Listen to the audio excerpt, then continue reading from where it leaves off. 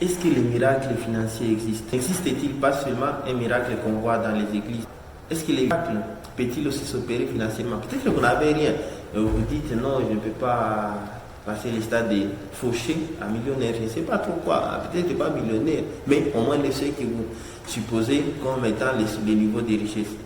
On va essayer un peu de voir la formule, l'unique formule pour pouvoir opérer les miracles financiers. Avant tout, le premier pas financier, comme nous l'avons vu dans les épisodes précédents, consiste à mettre de côté une partie de ce que vous gagnez. Et le mieux, pas moins de 10%. La deuxième partie, ça consiste à investir. Voilà le deuxième pas financier. Mais vous allez vous demander, mais comment se fait-il que l'épargne à lui seul ne suffit pas? Mais oui, on va prendre un exemple.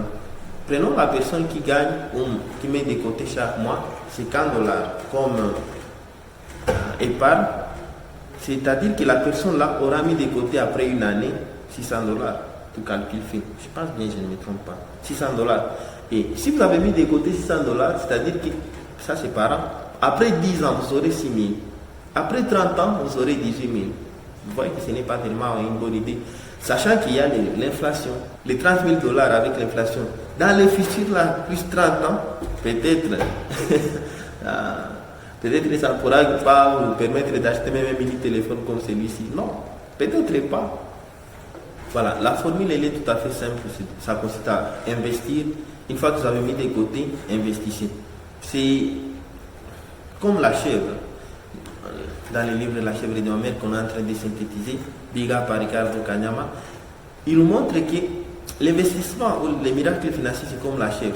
D'une seule chèvre, sachez-le, qu'il y a un troupeau qui peut naître. Ça, c'est déjà la foi qui vous allez. Parce que si vous n'avez pas la foi, vous allez égorger la chèvre d'un moment à l'autre parce que vous avez beaucoup de besoins. Vous allez laisser à ce que la chèvre puisse mettre bas. Et quand les petits de la chèvre vont être là, vous allez leur laisser aussi la chance de mettre bas. Et vous allez encore une fois laisser la chance aux petits de cette chèvre-là. Vous allez aussi leur laisser la chance de pouvoir mettre bas. C'est ça, les miracles financiers. Alors, comment cela se fait aussi dans les finances? Parce que nous ne sommes pas au village. Peut-être que comme moi, vous n'avez aucune chèvre, quoi. Ça consiste à mettre toujours une partie de votre argent de côté, l'épargner, l'investir. Une fois que vous avez investi, les premiers gains que vous gagnez, ne les dépensez pas, non, ne les dépensez pas, mettez-les simplement à côté. Raisonnons simplement ensemble. Comment se fait-il que quelqu'un qui est parti de rien peut devenir millionnaire, peut avoir, on va dire millionnaire, ce n'est pas parce qu'il a 1 million dans la banque.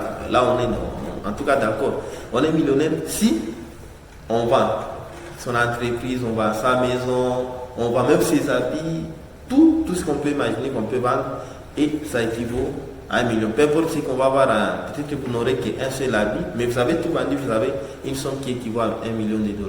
C'est ça devenir millionnaire. Alors, il y a des gens qui sont partis, en tout cas du bas, du plus bas, du fond, ils sont montés. Comment se fait-il que quelqu'un peut, venant du bas, atteindre, disons, peser jusqu'à 10 millions, 20 millions, 300 millions? Comment est-ce possible? Eh bien, ces gens-là savent toujours utiliser les mêmes principes que je viens de vous dire. Ils mettent toujours de côté une somme d'argent, ils laissent cet argent-là se multiplier avec les gains qu'ils gagnent, ils réinvestissent encore la même somme, ils laissent encore aux petits-fils de leur argent. C'est un peu ça la formule, la somme, la synthèse. Ça, c'est l'une des grandes leçons que vous allez trouver dans le livre L'homme le plus riche de Babylone, qui va de l'autre côté. Je vous invite à aller les voir et vous allez découvrir que c'est ça la formule que l'homme le plus riche de ces livres-là, on va dire, si je ne me trompe pas, Asgard, avait prodigué les conseils au moins qui vaut la peine.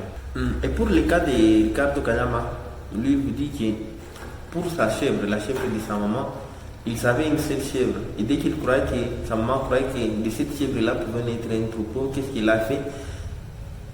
Elle ne laissait pas, en tout cas toute sa famille ne laissait pas la chèvre aller brouter seule. Il devait toujours l'accompagner. Et même le soir, quand la chèvre poussait simplement un simple cri, tout le monde était debout pour aller voir qu'est-ce qui n'allait pas. Tout le monde était préoccupé par la situation de leur chèvre-là. Et c'est ça la bonne façon que vous devez avoir vis-à-vis de votre épargne. Donc ne laissez pas votre épargne n'importe où. Et dès qu'il voit bien, ça ne va pas. Et toujours votre épargne de côté parce que sachez-le, il y a des loups, il y a des escrocs un peu partout. Donc, faites bien attention avec votre épargne. Et même avant d'investir, investissez toujours après avoir bien évalué les projets, après avoir bien calculé les risques, parce que tout investissement est égal à risque. Sachez-le bien. Il n'y a pas quelque chose qui n'est sans risque. Et peut-être que vous allez vous dire, mais non, si c'est tellement risqué, en tout cas pas besoin de le faire. Sachez bien que aussi le travail que vous faites aussi, c'est risqué. Parce que du jour au lendemain, peut-être que vous pouvez vous réveiller des mauvais pieds, vous allez faire une gaffe. Peut-être que ce n'est pas de votre faute, peut-être que c'est le boss qui a eu un mauvais malentendu avec vous, qui n'a pas bien compris quelque chose. Il va vous dire, c'est décidé juste comme ça là, que mon cher, c'est la fin de votre boulot. C'est possible, je ne le souhaite pas, non, mais sachez que c'est possible. Et là aussi, pour moi, c'est un risque. Et c'est pareil aussi avec le financement. Donc avec l'investissement, tout est risqué dans la vie. Mais sachez toujours que ce n'est pas pour autant que c'est risqué que vous allez prendre n'importe quelle décision, vous allez prendre n'importe quel risque. Il faut toujours bien calculer les risques que vous allez prendre. J'ai fait un petit calcul pour que quelqu'un qui vaut 100 millions, même s'il peut tout vendre, 100 millions de dollars, c'est-à-dire que s'il se permet de dépenser simplement plus ou moins aux alentours de 2500 dollars les jours, par jour, il peut vivre plus de 100 ans.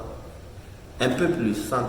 Pourtant, la personne qui vaut jusqu'à 100 millions, si vous voyez bien, elle a 40, 45 ans. Elle a encore des 100 ans. Donc, si elle se permet alors d'épargner tout et se dire, ok, on va faire l'épicurisme, le carpe diem, donc mangeons, vivons, parce que demain nous mourrons. Elle estime la personne là qu'elle a déjà tout fait, pas besoin, en tout cas c'est l'heure pour elle de tout dépenser. Vous allez vous rendre compte qu'elle peut dépenser jusqu'à une moyenne de 5 000 dollars par jour. Et là, c'est jusqu'à la fin de ses jours. Mais c'est tellement énorme. Pendant que ce qu'elle va dépenser par jour, les autres galèrent pour avoir la même somme par mois. Et pour ceux qui ont la même somme, en tout cas c'est parmi les plus chanceux, je vais dire, dans la société. C'est pourquoi dans la vidéo prochaine, je vais vous montrer quelques étapes, je vais dire des stratégies à faire pour ne pas faire un mauvais investissement. En tout cas, pour les réduire, pas faire, au moins pour réduire l'impact. Pour ne pas vous vendre du rêve, je tenais simplement à vous raconter cette histoire qui m'a tiqué. C'est l'histoire d'un vieil homme, pas vieil homme comme tel, d'un jeune homme qui a autour de 40 ans. Il avait une boutique de vente en détail. Et il avait en tout cas tellement de l'expérience et ses affaires prospéraient. Alors lui, il a décidé, il a appris qu'il pouvait aller en Chine, acheter des choses à bon prix, revenir au marché, devenir encore plus riche en vendant les mêmes produits. Alors, ce n'était pas une mauvaise idée en soi. Il s'est renseigné, il est allé en Chine. Et bien évidemment, il s'est rendu compte que c'était pareil. Alors, il a tout vendu, tout ce qu'il avait, il a tout vendu, il est allé en Chine pour pouvoir acheter, s'approvisionner en produits.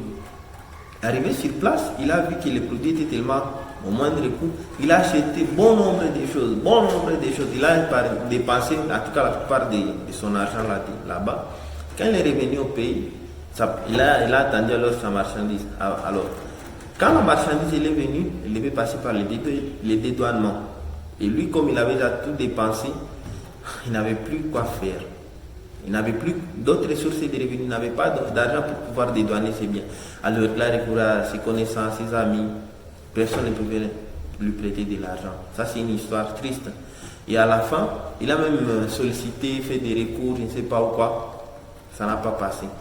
Finalement, ses biens ont été confisqués par l'État et aussi vendus aux enchères. Il a tout perdu. Ça, c'est au moins l'un des exemples pour vous montrer que non, on ne parle pas seulement d'investissement pour pouvoir s'enrichir. Sachez bien qu'il y a la possibilité aussi de perdre. Prochainement, je vais vous faire la vidéo. Je vais vous montrer, vous lister les erreurs à ne pas faire pour ne pas perdre non seulement son épargne, mais ici aussi on a déjà épargné pour ne pas perdre son investissement. Et raison pour laquelle je vous invite à vous abonner à la chaîne et n'hésitez toujours pas à nous dire ce que vous pensez de nos vidéos. Et souvenez-vous, ne l'oubliez jamais, que notre monde intérieur crée et créera toujours notre monde extérieur. N'oubliez jamais ça.